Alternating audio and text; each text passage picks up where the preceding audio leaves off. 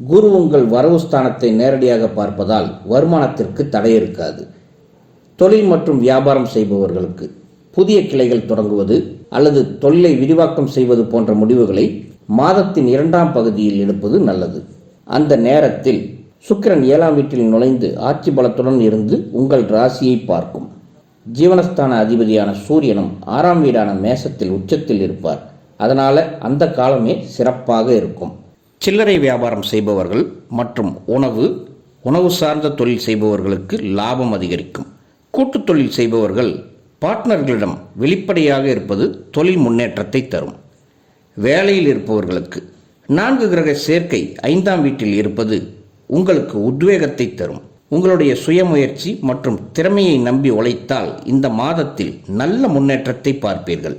மேலதிகாரிகளிடமிருந்து பாராட்டுக்கள் கிடைக்கவும் வாய்ப்புகள் அதிகம். இந்த மாதம் புத்திசாலித்தனத்தால் நிறைய வேலைகளை ஈஸியாக முடிப்பீங்க. புதிய வேலை தேடுபவர்களுக்கு முயற்சியை ஏற்கனவே ஆரம்பிச்சிருந்தீங்கன்னா அதை இந்த மாதத்தில் எப்படியும் வாங்கிவிட வாய்ப்புகள் இருக்குது. உங்கள் விடாமுயற்சிக்கு பலன் கிடைக்கும் மாதம் இது. வெளிநாட்டு வேலைக்கு முயற்சிப்பவர்களுக்கு, அதிலும் கிழக்கு தேசங்களில் முயற்சி செய்பவர்களுக்கு சாதகமான பதில் கிடைக்கும். பொருளாதார நிலையில் சீரான வரவு உண்டாகும்.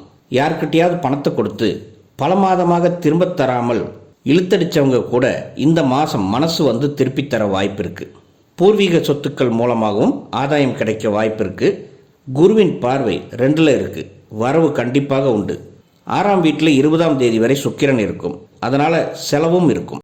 அப்போது செலவுகள் முக்கிய செலவுகளாக, தவிர்க்க முடியாத செலவுகளாகவும் இருக்கும். குழந்தைகளின் கல்விக்காகவோ அல்லது சுபகாரியங்களுக்காகவோ இருக்கும்.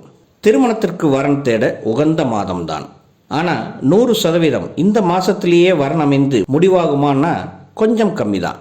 7ஆம் அதிபதி சுக்கிரன் 6ஆம் வீட்டில் இருக்கிறதுனால கொஞ்சம் டைம் எடுக்கலாம்.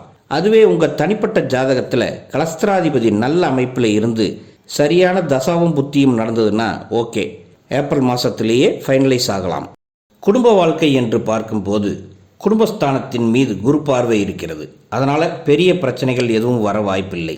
நல்லபடியாகவே இருக்கும்.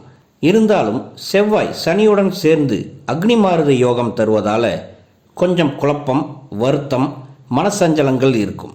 எதிர்பார்ப்புகள் அதிகம் இருக்கும். ஆனால் அது நடக்காமல் கஷ்டமாக தோணும். குழந்தைகளின் ஆரோக்கிய கவலைகளும் வர வாய்ப்பு இருக்குது. பணத் தேவைகளால் மனஸ்தாபங்கள் வரலாம்.